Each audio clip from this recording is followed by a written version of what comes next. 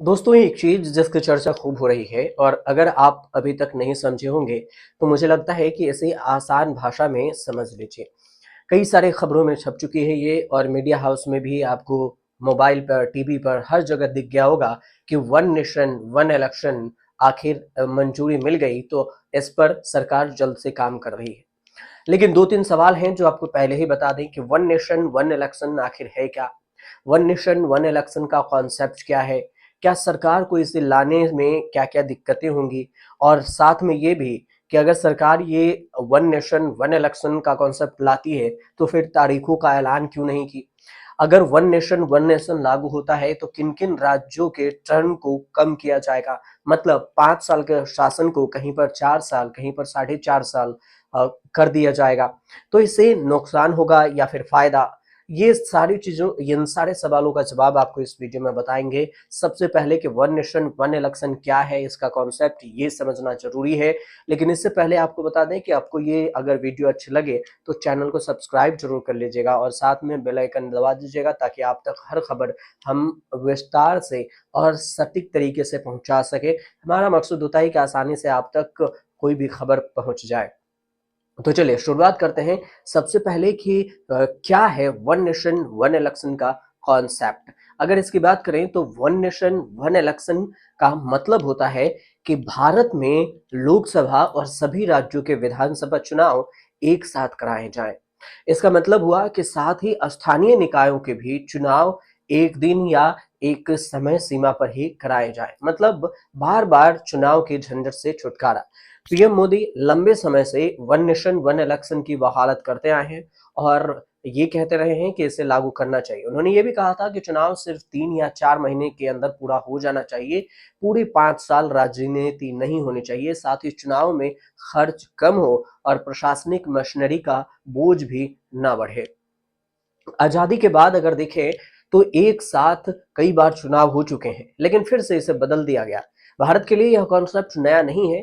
देश में 1967 तक लोकसभा और विधानसभा के चुनाव एक साथ कराए गए।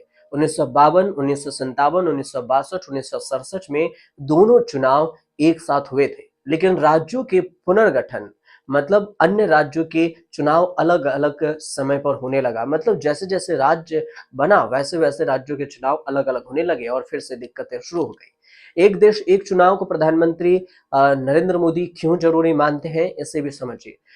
कहना है कि इससे जनता को बार बार के चुनावी से मुक्ति मिलेगी, चुनावी खर्च बचेगा, वोटिंग परसेंट में इजाफा होगा। हर बार चुनाव कराने पर करोड़ों रुपए खर्च होते हैं जो कि कम हो सकते हैं। इसके अलावा देश में देखें तो राजनीतिक स्थिरता लाने में ये अहम रोल निभा सकता है। इलेक्शन की वजह से बार बार नीतियों में बदलाव चुनौतीपूर्ण को कम की जा सकती है। सरकार बार बार चुनावी मोड में जाने के बजाय विकास कार्यों पर भी ध्यान केंद्रित कर सकेगी। हालांकि विकास करना हो तो लोग खुद कोई भी सरकार ये वेट नहीं करती, कर लेती है। प्रशासन को इसका फायदा मिलेगा, गवर्नेंस पर जोर बढ़ेगा, ये सत्ता पक्ष की तरफ से कहना है। पॉलिसी पैरालिसिस जैसे स्थिति से छुटकारा मिलेगा, अधिकारियों का समय और एनर्जी बचेगी। इसका बड़ा आर्थिक फायदा भी है और सरकारी खजाने पर बोझ कम होगा, आर्थिक विकास में तेजी आएगी। ये सारी चीजें सत्ता पक्ष की तरफ से कही गई है। अब रामनाथ कोविंद कमेटी जो बनी है उसमें सिफारिशें क्या है? पूर्व राष्ट्रपति रामनाथ कोविंद की अध्यक्षता वाली एक उच्च स्तरीय समिति से पहले के कदम को अगर देखें तो लोकसभा और राज्यसभाओं के लिए एक साथ चुनाव कराने की और इसके बाद 100 दिनों के भीतर एक साथ स्थानीय निकाय चुनाव कराने की सिफारिश सौंपी गई है। और इस समिति ने अपनी सिफारिशों में कहा है कि त्रिशंकु स्थिति या अविश्वास प्रस्ताव या ऐसी किसी स्थिति में नई लोकसभा के गठन के लिए नए सिरे से चुनाव कराए जा सकते हैं। मतलब अगर आप में थोड़ी सी भी दुविधा है, त्रिशंकु सरकार बन रही है, तो आप करवा लीजिए। समिति ने यह भी कहा कि लोकसभा के लिए जब नए चुनाव होते हैं तो उस सदन का कार्यकाल ठीक पहले के लोकसभा के कार्यकाल के शेष समय के लिए ही होगा। मतलब 5 साल से पहले अगर 3 साल में चुनाव हुए और अगर सरकार गिर गई तो फिर बाकी 2 साल के लिए ही वो चुनाव होगा। तो ऐसे ही विधानसभा में होगा। अगर जल्दी भंग हो जाए तो फिर लोकसभा की तरह ही पूर्ण कार्यकाल तक नहीं चलेगा और वो वहीं से 2 साल के लिए और आगे बढ़ेगा। समिति ने कहा कि इस व्यवस्था के लागू करने के लिए संविधान के अनुच्छेद 83, संसद में सदनों की अवधि और अनुच्छेद 172 राज्य विधानमंडल की अवधि में संशोधन करना आवश्यक होगा। कई सारी बातों पर तर्क दिया गया है और कहा गया है कि संवैधानिक संशोधन के राज्यों को पुष्टि किए जाने के लिए आवश्यकता नहीं है कि राज्यों को बताया जाए। उसने ये भी कहा कि आप इसे लागू कर सकते हैं, लेकिन विपक्ष का कहना है कि इसे हम पहले लागू करके देखा गया था आजादी के बाद से, जो सफल नहीं रहा। कई सारी कठिनाई है, सरकारों को भंग करना, इसमें दिक्कतें हो सकती है। संबंध अब ये भी कहा गया है कि मतदान की सूची के संबंध में 335 को संशोधित किया जाएगा। कई सारे संशोधन होंगे, उसके बाद ही इस पर काम हो पाएगा। वन नेशन वन इलेक्शन व्यवस्था लागू करने के लिए चुनौती कौन कौन सी है, ये भी समझिए। इसमें चुनौती है कि अगर आप इसे लागू करते हैं तो संविधान और कानून दोनों में बदलाव करना होगा। एक देश एक चुनाव के लिए संविधान में संशोधन करना पड़ेगा, जो कि मैंने आपको पहले ही बताया। इसके बाद इसे राज्य विधानसभाओं के पास भी कराना होगा कि राज्य विधानसभा भंग कर दे अगर तारीखों का ऐलान हो तो। वैसे तो लोकसभा, राज्यसभा, विधानसभा का कार्यकाल 5 साल तक होता है, लेकिन ये पहले भंग किया जा सकता है। सरकार के सामने सबसे बड़ी चुनौती होगी कि अगर लोकसभा या किसी राज्य की विधानसभा भंग होती है तो एक देश एक चुनाव का क्रम कैसे बनाया जाए, मतलब इलेक्शन कैसे करवाए जाए। अपने देश में ईवीएम और वीवीपैट से चुनाव होते हैं जिनकी संख्या बहुत ही सीमित है, इस वजह से कठिनाई हो सकती है। लोकसभा और विधानसभा के चुनाव अलग अलग होने से इनकी संख्या पूरी बड़ी पड़ जाएगी और फिर कम भी पड़ जाएगी। साथ ही लोकसभा और विधानसभा के चुनाव होंगे तो अधिक मशीनों की जरूरत पड़ेगी। इनको पूरा करना भी चुनौती है कि इतनी मशीनें कहां से आएंगी।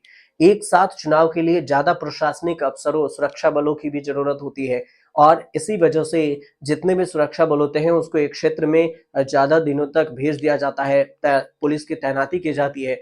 तो इस तरह से अगर एक साथ चुनाव होता है तो फिर सुरक्षा बलों की भी कमी होगी। वन नेशन वन इलेक्शन के लिए सभी राजनीतिक दल अपना अलग अलग विचार रख रहे हैं और कह रहे हैं कि इस पर किसी की राय बन रही है तो किसी की नहीं बन रही है। 15 दल ऐसे हैं जो अभी तक चुप्पी साध रखे हैं और इस हिसाब से देखा जाए तो 10 से 12 दल हैं जो सपोर्ट में हैं, 10 से 12 दल हैं जो इसके विपक्ष में हैं और 15 दल हैं जो वन नेशन वन इलेक्शन पर कुछ भी अभी तक नहीं बोले हैं।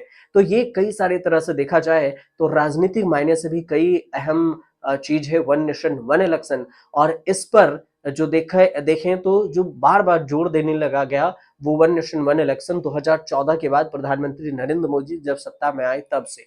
एक देश एक चुनाव का वादा प्रधानमंत्री मोदी ने ही किया और मोदी कैबिनेट में वन नेशन वन इलेक्शन प्रस्ताव को 18 सितंबर को इसे मंजूरी दे दी गई। 18 सितंबर 2024 ये तारीख याद रखिएगा।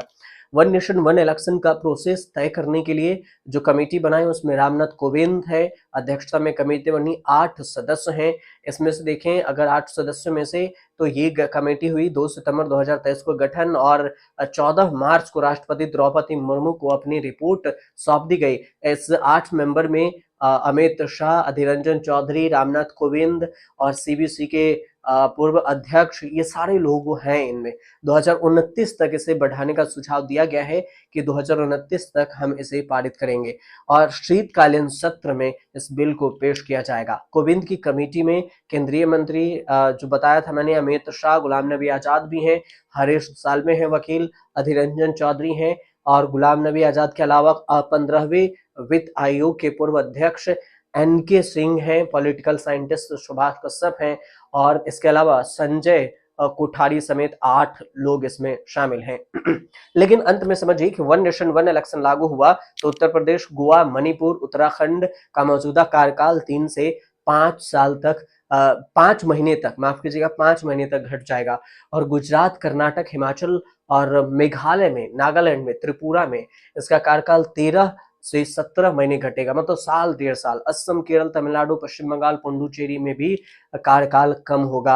अब देखना ये होगा कि इस कार्यकाल से राज्य सरकार मना पाती है, कैसे मनाएगी और कैसे इसे कम करने में कामयाब होगी। और इस तरह से फिलहाल तो जो सत्ता पक्ष की तरफ से कहा जा रहा है कि 2029 में लागू किया जाएगा, लेकिन उससे पहले इतनी चुनौतियों का सामना करना, सेना को एकजुट करना, राज्य सरकार से सिफारिश लेना, राज्य विधानसभा भंग कराना, मशीनें तैयार करना, ये सारी चीजें के लिए सरकार को सबसे, और ये 4 चीज़ें ही हैं अभी भी जो इतने सालों से चुनौतीपूर्ण रही है। अब देखना दिलचस्प होगा कि सरकार इस पर कब तक काम कर पाती है। फिलहाल आपको ये वीडियो कैसी लगी हमें ज़रूर बताइएगा कमेंट कर, और अगर कुछ भी कन्फ्यूज़न हो तो आप हमें कमेंट ज़रूर कीजिए। मैं इस पर और भी अगर कन्फ्यूज़न आपको होता है तो हम दूर करने की कोशिश करूँगा और दूसरे वीडियो भी आपके लिए बना दूँगा।